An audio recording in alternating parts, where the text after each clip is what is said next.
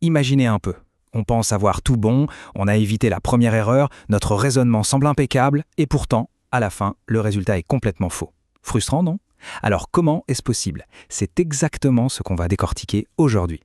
Voilà, c'est exactement ça. Cette phrase résume parfaitement la situation. C'est rageant. On a l'impression que la logique est là, que chaque étape est correcte, mais le résultat final, lui, est à côté de la plaque. Eh bien, ce paradoxe cache l'une des erreurs les plus fondamentales en physique. Alors, la grande question, c'est pourquoi? On a déjà vu que l'erreur numéro 1, c'est de se jeter sur les formules, mais aujourd'hui, on va un cran plus loin. On va parler d'une erreur bien plus subtile, bien plus sournoise. Parce que le vrai problème, au fond, ce n'est pas la formule. Une fois qu'on a compris ça, la question qui tue, c'est « mais au fait, on analyse quoi précisément ?» C'est dans la réponse à cette question que se cache notre fameuse erreur numéro 2. Et cette erreur, la voilà. Elle tient en un seul mot, le système. L'erreur numéro 2 en physique, c'est tout simplement de ne pas assez bien définir le système qu'on est en train d'étudier. Qu'est-ce que ça veut dire? Eh bien, ça veut dire qu'on mélange tout. L'objet qui nous intéresse, ce qui l'entoure, les forces qui s'appliquent. On crée une sorte de grand brouillard, une soupe conceptuelle, avant même d'avoir écrit la moindre ligne de calcul. Et les conséquences de ce brouillard, elles sont désastreuses. On finit par utiliser les mauvaises équations, on prend en compte des forces qui n'ont rien à faire là, et au final, c'est l'incompréhension totale. Un tout petit flou au départ, pour un chaos complet à l'arrivée. Pour que ce soit limpide, cette histoire de système, on va prendre un exemple tout bête, mais vous allez voir, c'est extrêmement parlant. Une simple boîte posée sur une table, premier cas de figure. On décide que notre système, c'est la boîte.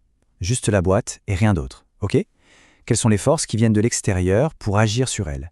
Il y a la gravité, bien sûr, la Terre qui la tire vers le bas, et il y a la table qui la soutient, qui la pousse vers le haut. Point, c'est tout. Maintenant, attention, on change de point de vue. Et si on décidait que notre système, c'est la boîte et la table, l'ensemble? Alors là, tout change. La force entre la boîte et la table, elle devient une force interne au système. Elle ne nous intéresse plus pour l'analyse globale. Les seules forces extérieures qui comptent maintenant, c'est la gravité sur l'ensemble et la réaction du sol qui supporte le tout.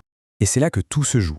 La scène n'a pas changé d'1 millimètre, c'est toujours la même boîte sur la même table, mais juste en changeant la définition de notre système, eh bien tout le raisonnement, toutes les forces à considérer et donc toutes les équations sont radicalement différentes.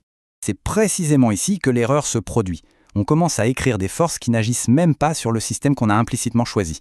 Ce n'est pas une question de ne pas savoir calculer, c'est un problème de cadre, de méthode. Et cette erreur de cadre, elle fait s'écrouler tout le raisonnement. Et attention, ce principe est universel. On ne parle pas que de mécanique simple. En mécanique des fluides, en électricité, en thermodynamique, c'est la même chose. On l'appelle système ou volume de contrôle, peu importe le nom. Si ces frontières sont floues, toutes les lois de conservation qu'on essaie d'appliquer deviennent incohérentes. Bon, alors, comment on fait pour éviter de tomber dans le panneau? Heureusement, il existe une méthode rigoureuse, une sorte de réflexe que les physiciens appliquent systématiquement. La voici, c'est une discipline en 3 temps. D'abord, on définit le système avec une précision chirurgicale. Ensuite, on trace ses frontières, mentalement ou encore mieux, sur un schéma. Et enfin, on liste tout ce qui vient de l'extérieur pour agir sur lui. C'est seulement après ces 3 étapes, et je dis bien seulement après, qu'on a le droit de commencer à écrire des équations. Et le fait d'adopter cette méthode, ça ne change pas seulement le résultat, ça change la manière de penser, ça provoque un véritable déclic. C'est le moment Eureka. Tant que le système est mal défini, la physique, ça ressemble à un brouillard de formules. Mais à l'instant même où le système est clair comme de l'eau de roche, les bonnes équations à utiliser, elles deviennent presque évidentes. Elles sautent aux yeux. La clarté du cadre amène la clarté du raisonnement. Voilà la conclusion qu'on peut en tirer. La physique, au fond, n'est pas difficile. Par contre, elle est incroyablement exigeante sur la rigueur. Et définir son système, c'est la toute première étape, le fondement même de cette rigueur. Maîtriser ce point, c'est déjà faire un pas de géant. Mais il reste une autre erreur, encore plus insidieuse, qui piège même ceux qui ont tout compris jusqu'ici. Et celle-là, on verra ça la prochaine fois.